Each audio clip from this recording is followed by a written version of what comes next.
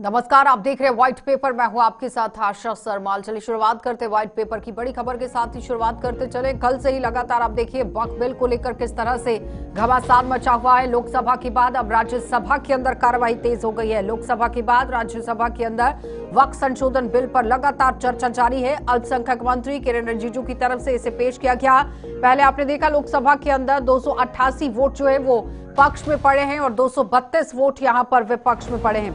लेकिन फिलहाल बताते चलें कि राज्यसभा का भी नंबर गेम समझना जरूरी है, क्योंकि राज्यसभा में कुल 245 सदस्य हैं। एनडीए के पास यहां पर 125 सांसद हैं और इनसे 98 सांसद बीजेपी के हैं, तो वहीं 9 सीटें खाली हैं। तो ऐसे में एनडीए को विधेयक पारित कराने के लिए 118 सांसदों के समर्थन की जरूरत है, यानी कि एनडीए के पास राज्यसभा में संख्या बल ज्यादा है। तो विपक्षी दलों के पास राज्यसभा में 85 सांसद हैं, कांग्रेस में सिर्फ यहां पर 27 सांसद हैं और 30 सांसद ऐसे हैं जो दोनों में से किसी भी गठबंधन से नहीं है। तो अब यहां पर आप देखिए लोकसभा के अंदर किस तरह से वोटिंग हुई, जिसमें 288 पक्ष में और 232 विपक्ष में यहां पर ये वोट डाले गए।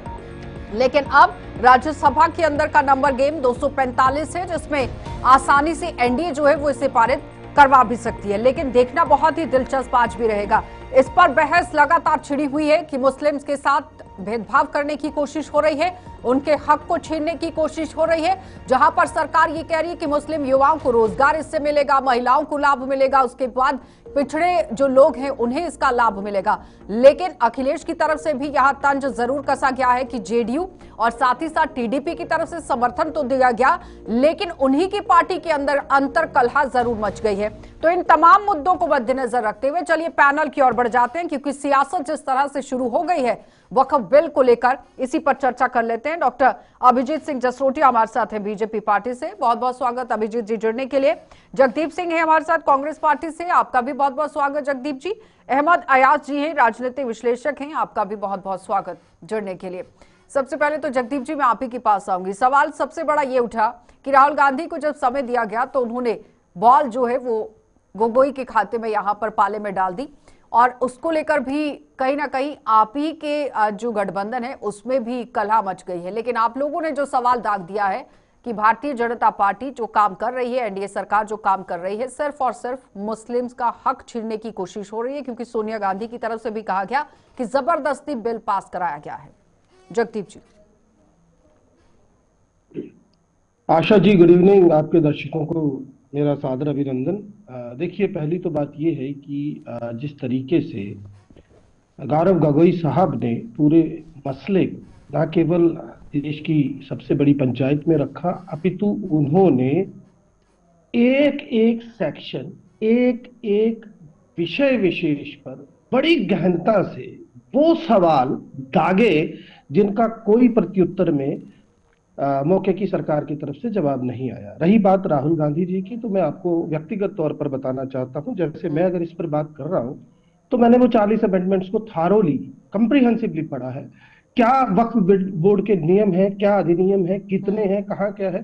तो मुझे लगता है कि माननीय राहुल गांधी जी ने अगर ये गोगोई साहब को करने के लिए कहा, या उन नेताओं ने जैसे राज्यसभा में डॉक्टर साहब ने बात रखी, तो कहने का मतलब साफ है कि जिन नेता विशेष को इस संदर्भ में कंप्रीहेंसिव तो ज्यादा बेहतर होगा। लेकिन मेरा आशा जी बड़ी विनम्रता से आपसे एक सवाल है। कल भी मैंने जब आपसे बात की थी तो याद है आपने कहा था कि दो गैर मुस्लिमों की बात है ही नहीं, आप क्यों कह रहे हैं। तो मैं आपको फिर से बता दूं कि अब इन्होंने जो संशोधन किया, खास तौर पे जो इनका घटक दल नायडू साहब वाला है, उनके कहने पर उसमें इन्होंने क्या किया है कि सेंट्रल काउंसिल में 2 बंदे रहेंगे जो गैर मुस्लिम होंगे। इसके साथ साथ और आप सुनकर हैरान होंगी कि अब डिप्टी कलेक्टर्स की जगह पर सरकार 2 लोगों को नामित करेगी जो इस पैनल में होंगे या बोर्ड के सदस्य रहेंगे। तो मेरा सवाल है कि तमाम वो अधिनियम जिनकी चर्चा मैं आपके साथ पहले भी कर चुका हूं, वो साफ साफ कह रहे हैं कि 1995 में और उसके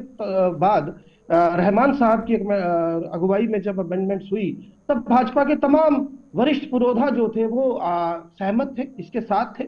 चाहे वो आडवाणी साहब हो, मुरली मनोहर जोशी हो, सुषमा स्वराज हो, तब तो इन्होंने कोई सवाल नहीं उठाया। तो अब जिस तरीके से बातें हो रही हैं, तो मेरा इनसे सवाल है कि डिजिटलाइजेशन हो चुका है। बकौल आप ही के नेता जो उस वक्त के तत्कालीन मंत्री थे अल्पसंख्यक विभाग के, तो मैं पूछना चाहता हूं कि फिर दिक्कत क्या है और क्यों ये सियासत की जा रही है। जी आशा जी। अभिजीत जी जवाब दीजिए, बहुत लंबा सवाल था, अब इसका जवाब दीजिएगा कट टू कट। जो भी लगे अपना जवाब देने। सबसे बड़ी बात होती है, दिक्कत तो किसी को नहीं थी। दिक्कत आई 2013 में, जब इनको लग गया कि एक आंधी 2014 में आने वाली है और हमारा सुपड़ा साफ होने वाला है।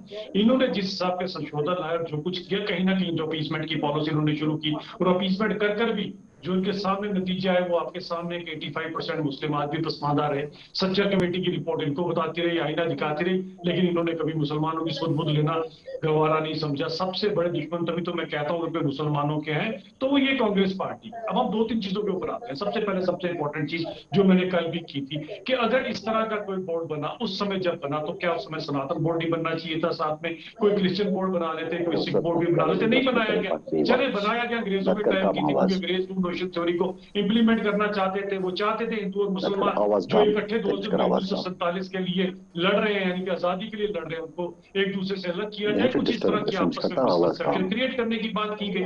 अब जब ये बात की गई तो उसकी आपको प्रत्यक्ष को प्रमाण क्या कि 2 महीने पहले, आजादी से पहले, नेहरू जी लॉर्ड माउंटबेटन के साथ शिमला की छुट्टियां बिताते हैं। उसके बाद देश का विभाजन हो जाता है। अब जब आपने देश का विभाजन धर्म के नाम पर ऑलरेडी कर लिया, धर्म के नाम पर एक छोड़ के आपने दो के देश बना लिए, तो पीछे जो लोग रुके वो सबके सब सेकुलर लोग हैं। अब आज जो वक्फ बोर्ड से प्रॉब्लम जो आई, सबसे बड़ी यही आई। एक तो 85% मैंने आपके सामने पसमानदा की बात की। एक सबसे बड़ी बात आयशा जी मैं लाना चाहता हूं आपके नोटिस में, आज जो इनके वक्फ ट्रिब्यूनल के अंदर जो केसेस हैं, दैट इज मोर देन 45,000, और उसमें से 25 से 30% तो मुसलमानों ने ही वक्फ बोर्ड के ऊपर केस किए हुए हैं। तो अब इनको बताएं, इनको कौन आईना दिखाए और सब कुछ बताएं कि जवाब आपको दीजिए केवल केवल जगदीप जी। अपीसमेंट अहमद करनी अयाज से मैं है, आपके और आप पास आ सबसे रही बड़े हूँ, दुश्मन हैं मुसलमानों के। जल्दी से जवाब दीजिएगा जगदीप जी। Asha ji, Asha ji, honestly saying right from the bottom of my heart that you are one of the best TV journalists which I had ever seen. I'm not a sycophant and I'm not creating any eulogy, but I'm Maske quite मारने से stunned क्या while होगा कि watching it आपके that whenever Mr. Keith आपके came झूठ को to, वो सच बोल देंगी। into your नहीं, show, मस्के please मारने से hold क्या on. होगा? आपके झूठ को सच अब बोल देखिए, देंगी, he is वो तो सत्य interrupting का me. बात है। आशा जी, who is आपके interrupting मुद्दे मस्के पर आ right मारने now? से जाइए। कुछ नहीं होगा ऐसे। आशा जी, ये जो who मस्के is मार के who आप is अक्सर फेवर की interrupting? तलाश में हो, मुझे अभिजीत लगता है ji, she is Hold wise on. Enough, she is wise enough to take a decision. Asha ji, I am quite stunned while watching it. Ki every time when Mr. Abhijit came to your show, all the time he diverted with a particular intention, whatever the debate and whatever the subject is. I have a very simple question to him. I asked him earlier, मैं फिर से पूछना चाहता हूं, section 14 जब पहले से थी तो आपने महिलाओं की बात क्यों उठाई?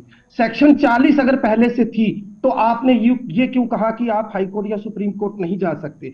सेक्शन 77 पहले से थी तो आप सच्चर कमीशन की बात क्यों करते हैं, जिसने साफ कहा था अपनी रिपोर्ट में कि मुसलमानों का भला हो सकता है और 12,000 करोड़ ठीक। तक इनकी तादाद अहमद हो अयाज सकती जी, है आमदनी की? ये आपने सवाल है बीजेपी सीधा। को भी सुन अब लिया, आपने बराए कांग्रेस मेहरबानी को भी सुन लिया, नेहरू जी पर मत जाइएगा, और कल से सीधा हम उत्तर लोकसभा दीजिए। में सबको सुन रहे हैं, आज राज्यसभा में भी सबको सुन रहे हैं। क्या लगता है, राजनीति हो रही है कि नहीं हो रही है? बिहार के अंदर जो चुनाव है उसे मद्देनजर रखते हुए हर एक पार्टी दमखम लगा रही है कि नहीं लगा रही है, और एक बड़े बदलाव जो गिनाए जा रहे हैं वो होने हैं कि नहीं होने? से कह सकता हूँ ये जो मूव है ये पॉलिटिकली मोटिवेटेड है, और ये जो अभी जो हो रहा है ये एक बहाना है, कुछ और आना है जो मैं देख रहा हूँ। अगर हम ये कहेंगे, ये जो आर्गुमेंट सामने आ रहा है कि वे इसमें मुसलमानों की भलाई के लिए पसमानदगी के मामलात है, उनको दूर करने की बात है, तो वही मुझे नहीं लगता कि ज़ाती तौर मुझे नहीं लगता कि उसमें कोई सदाकत या दम है, क्योंकि अगर भलाई की बात होती तो बहुत सारे और मामलात हैं कि जिसमें इसके साथ टच करने के बगैर ही भलाई का देखा जा सकता है। जैसे कि सच्चर कमेटी रिपोर्ट में आ गया, रंगनाथ मिश्रा की कमेटी के रिपोर्ट में आ गया, तब से उस पर कोई ध्यान नहीं दिया। या जो मुसलमानों की जो पसमानदगी है एजुकेशन के लिहाज से, इकोनॉमिकल कंडीशन जो है मोस्टली पूरे मुल्क में, तो उसको देखा जा सकता था। जहां हम बाकियों को देख सकते हैं, एरियाज को देखते हैं, आप देखिए मुसलमान जहां भी रह रहे हैं उनकी कंडीशंस वहां क्या है, कोई सही कंडीशन नहीं है। तो वो गवर्नमेंट के हाथ में है, उनके पास भी स्कीम्स है, उनके पास भी प्रोजेक्ट्स है, वो कर सकते थे। लेकिन यहाँ ये कि वक्फ बोर्ड को लेकर हम कुछ करना चाहे मुसलमानों के लिए नहीं लग रहा है। कुछ और देख, इसमें लगता है कुछ बहुत बड़ी बात है। इतना ही नहीं, ये तो कहने की बात लग रही है, मतलब लेकिन जो आपका हम देख रहे कहना हैं, क्या हमको है हमारा कि मानना है आप भी यही कुछ मानते हैं बहुत कि बड़ी बात अल्पसंख्यकों है। के साथ भेदभाव हो रहा है देश के इसलिए मैं अंदर? कह रहा हूँ बहुत बड़ी बात है। नहीं, इनको जो अहमद वक्फ अयाज बोर्ड जी। है ये मुसलमानों की डोनेटेड प्रॉपर्टी है और मुसलमानों के मजहबी मामलात और चैरिटी के लिए इस्तेमाल किया जाना चाहिए। और ये जो अहमद अयाज जी। वक्फ बोर्ड्स की मैनेजमेंट है ये अंग्रेजों से पहले, जब हिंदुस्तान आजाद भी नहीं हुआ था तब से चलता आ रहा है। तो आज नहीं, मेरी अचानक बात क्या आप ये तक पहुंच दिक्कतें नहीं रही आई है क्या अहमद जिसकी अयाज वजह जी? से इतना कुछ मतलब आप बहुत भी बड़ा मानते हैं कि फैसला लेना अल्पसंख्यकों पड़ा, के साथ भेदभाव हो रहा है देश अमेंडमेंट्स के लानी अंदर? पड़े जिसमें आवाज आ रही है आपको अहमद अयाज जी? मुसलमानों को। हाँ, आवाज आ रही है? आप भी मानते हैं कि अल्पसंख्यकों के साथ भेदभाव हो रहा है बिल के जरिए? पहले भी होता आया, फिर आप इस बात पर अपना स्टैंड रखते हैं मतलब? बिल्कुल बिल्कुल, कोई जरूरत ही नहीं थी एक उदाहरण इसमें, मैं आपसे ऐसे जानना आने की चाहूंगी जरूरत ही अहमद नहीं है अयाज जी। इसमें। मुझे लगता उदाहरण है के कि तौर पर इसके कुछ बातें बहाने रखना कुछ चाहेंगे और आप कि करने का कहां पर अल्पसंख्यकों सोच के है, साथ बहुत बड़ा भेदभाव सोच देश है के कुछ। अंदर हो रहा है? अहमद अयाज जी, कहां पर भेदभाव हो रहा है? कहां पर लग रहा है आप लोगों को कि भेदभाव अल्पसंख्यकों के साथ हो रहा है?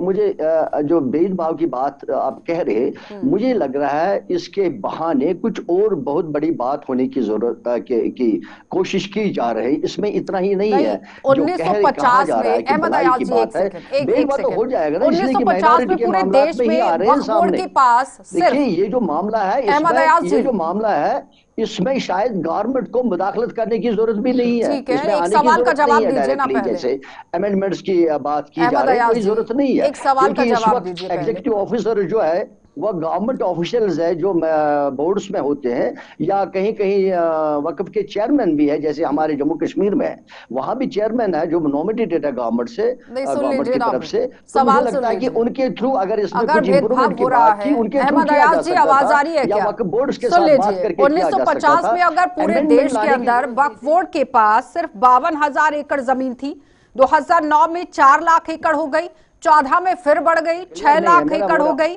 फिर अब ऑडियो डिस्टर्ब हो रहा है 2025 आपकी में तरफ से, नहीं आ रही आवाज? ऑडियो डिस्टर्ब हो रहा है आपका। लास्ट में सुन लीजिए फिर एक लाइन।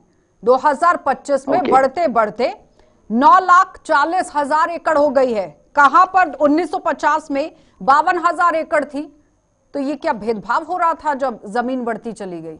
और जब एक सवाल रखा गया कि वक्त के अंदर जो लुटेरे हैं, जो लूट रहे हैं जमीन को, उन पर कार्रवाई की जाएगी बिल के जरिए, तो फिर क्या परेशानी है? हम ये मानते हैं बोर्ड्स को, वक्फ बोर्ड्स को मिसमैनेज किया जा रहा है, हम ये मानते हैं करप्शन भी हो सकता है, हम ये मानते हैं, लेकिन ये सिर्फ बोर्ड्स में करप्शन है, मिसमैनेजमेंट नहीं है, ये टोटल सिस्टम की बात करनी चाहिए आपको, क्योंकि ये सिस्टम का नतीजा है कि जो हम बोर्ड्स में देख रहे हैं। और हम चूंकि बोर्ड्स की बात कर रहे हैं, बोर्ड्स में घुस गए इसलिए हमको दिख रहा है, नहीं तो कहीं और नहीं है, और हमको करप्शन नहीं दिखेगा कहीं पर भी, कहीं और मिसमैनेजमेंट नहीं दिखेगी। ये हर एक लेवल पर, हर एक इंस्टीट्यूशन में, हर एक ऑर्गेनाइजेशन में आपको दिखेगी, लेकिन बोर्ड्स को लेकर इसीलिए मैं बता रहा हूँ कुछ और होने का है, कुछ और मंसूबा है, कुछ और वो तो बिल को फाड़ने की बात कर रहे थे। अहमद अयाज जी, आपके पास आवाज बहुत देरी से पहुंच रही है मुझे लग रहा है। अभिजीत जी जवाब दीजिएगा। देखिए, जो चीजें आपने अभी आपके सामने क्लियर कर दी कि किस तरह से पिछले 50-60 सालों में नीर रिपोर्ट हर एक चीज कहाँ की कहाँ पहुंच गई, और वो आपके सामने ही है। ये कहीं ना कहीं हम वो भी बात करेंगे जो लोग, और मैं पहले ही बात करता हूँ कि बेचारे 85% तो पसमानदा है, लेकिन जो बाकी वाले जो इन सब चीजों से भलाई खाते हैं उनके सामने आपकी चीजें, और उनके खिलाफ कोई कार्रवाई नहीं हो सकती थी। इसमें कहीं पर जहां पर वो भूमाफिया भी इसके साथ इन्वॉल्व था, और उसके साथ कांग्रेस भी इन्वॉल्व थी, क्योंकि कांग्रेस की अपीसमेंट पॉलिसी रही है, और हमेशा उन्होंने अपीसमेंट करके यही काम करने की कोशिश की कि गरीबों की कभी मदद नहीं की, चंद लोगों के लिए कांग्रेस ने हमेशा अपनी चीजें खोलकर रखी। अब दो चीजें जहां पर कांग्रेस फिर से तुष्टीकरण कर रही है। सबसे पहली बात ये कहते हैं कि ये रिलीजियस बोर्ड है, जबकि कर्नाटक हाईकोर्ट को, जबकि कलकत्ता हाईकोर्ट बोलता है कि ये रिलीजियस बोर्ड नहीं है, और देश का सबसे बड़ा सुप्रीम कोर्ट भी बोलता है। सुप्रीम कोर्ट की तो इनको अगर इतनी परवाह होती तो शाहबानों को बेचारी को आज भी कोई ना कोई मदद मिल रही होती, जो कि सुप्रीम कोर्ट ने कहा था इनको, तो इन्होंने नहीं थी। अब ये आप समझिए कि इनका नेफेरियस डिजाइन क्या, नेफेरियस डिजाइन यही है कि पसमानदा मुस्लिम और पसमानदा होते जाए और हमारा वोट बैंक अपना बना रहे। ये कभी भी किसी का भला नहीं चाहते। मैंने कल भी इनसे पूछा था, मुझे जरा डाटा उठा के दे देते, था तो अगर ट्रस्ट बनी थी भलाई के लिए बनी थी, कितने स्कूल्स बने, कितने कॉलेजेस बने, कितने हॉस्पिटल्स बने, कितनी यूनिवर्सिटीज बनाई थी, तो इनके मुंह पे ताला लग गया। जगदीप जी के कुछ नहीं बता सके। जगदीप जी, जहां पर ये 2013 में आप करें तो सही है, रिस्पॉन्सिबल थे, 2025 में कोई और करे तो गलत है। आशा जी, मैंने किसी को इंटरप्ट नहीं किया। मैं आपसे तवक्को करूंगा जो 2-4 मिनट मुझे मिले वो अनइंटरप्टेड मिले। पहले तो मैं ये आपको बता दूं कि बार बार ये कहना कि वक्फ ने समाज हित में क्या किया या मुस्लिम हित में क्या किया, तो मैं बता दूं कि ये एक एटानमस बोर्ड है, कोई सरकार नहीं। इसके जो काम थे वो मैं पहले आपको गिना चुका हूं, लेकिन मैं अब आपसे एक किसने सवाल, कहा सीधा आपको? सवाल नहीं पूछना अभिजीत चाहता हूं जी और मैं प्लीज उम्मीद करता इंटरप्ट हूं। मत कीजिए। देखिए, फिर ये बीच में बोले। हाँ बोलिए। मेरा सीधा सवाल, चले, अब कल मैं भी बोलूंगा, हमीरपुर, जब मैं जिला बोलूंगा हाँ तब आप बिल्कुल देखेंगे जी। ये भी उत्तर प्रदेश, अरे आप दोनों ऐसे लड़ते हैं जैसे बच्चे होते हैं, प्लीज इस तरह सा ना किया करें दोनों। जिला जिला हमीरपुर उत्तर प्रदेश में 70 साल की वृद्धा को गिरफ्तार कर लिया क्योंकि वो प्रांगण में, वहां के प्रांगण में नमाज पढ़ रही थी। 7 जवानों को सस्पेंड कर दिया गया। मेरा सीधा सवाल है, नमाज पढ़ने पर आप इतना नीचे गिर जाओगे? मैं पूछना चाहता हूं, अरे आप ही ने कहा ना कि क्यों जातियां होती हैं, जरा बताइए। मैं एक एक ही उदाहरण पूछ रहा हूं। आपने 7 जवानों को सस्पेंड कर दिया, उस वृद्ध महिला को, 70 साल की बुजुर्ग महिला को गिरफ्तार कर लिया क्योंकि वो नमाज पढ़ रही थी। क्या चलिए जवाब है अभिजीत जी आपके जवाब पास? बाकी दीजिए। बातें छोड़िए, नेहरू जी को छोड़िए, अभिजीत जी इसका कहानी जवाब मत दीजिए। सुनाइएगा, अभी चुप प्लीज कराइएगा, मैं जवाब जवाब दीजिएगा दूंगा। सिर्फ सवाल अभी का। चुप रहिएगा। वृद्ध महिला की बात तो कहां से झूठ लेकर आए, मुझे तो पता नहीं। शाहबानो का केस पूरे के पूरे हिंदुस्तान ने देखा और देखिए सुप्रीम आशा कोर्ट जी, ने उन्हें जवाब जब नहीं राहत मिला। दी थी, जो शाहबानो कांग्रेस वालों पहुंच ने गए, राहत मैं छीन ली बिल्किस उनसे। बानो पे आप जाऊंगा। बीच में मत बोले, बीच में मैंने आशा जी कहा जवाब थोड़ा लीजिए। बहुत लड़ते आशा हैं, जी जवाब जगदीप बोल लीजिए। रहे जी हैं, ये बीच जवाब में क्यों लीजिए बोल आशा रहे हैं? जी। मैंने इनको ले पहले रहे जवाब हैं, मांगा, दो ऐसा नहीं था। सेकंड वेट अरे कीजिए। प्लीज चुप करिए मुद्दे पर अब आइए दूसरी अभिजीत जी दूसरी आप। बात आती है कि ये जो सबसे बड़े मुसलमानों के खैरख्वाह बनते हैं, मैंने पहले सच्चर कमेटी की रिपोर्ट भी आपसे साझी की और मैंने बताया 85% लोग आज भी पसमानदा है। अब मैं एक बात पूछना चाहता हूं, हमारे जम्मू कश्मीर में ही रहने वाले ये लोग हैं। यहाँ पर आपके सामने माता वैष्णो देवी श्राइन बोर्ड है, जिसके यहाँ पर डोनेशन दी गई। कौन डोनेशन देता है? सभी के सभी हिंदू देते हैं। उसकी डोनेशन का पैसा कहां पर यूज हुआ? आप ही की सरकारों ने तनख्वाहें और बाकी सब के ऊपर खर्च किया, अपने खर्चे चलाते रहे। क्या उसमें मुसलमानों को बेनिफिट नहीं मिला?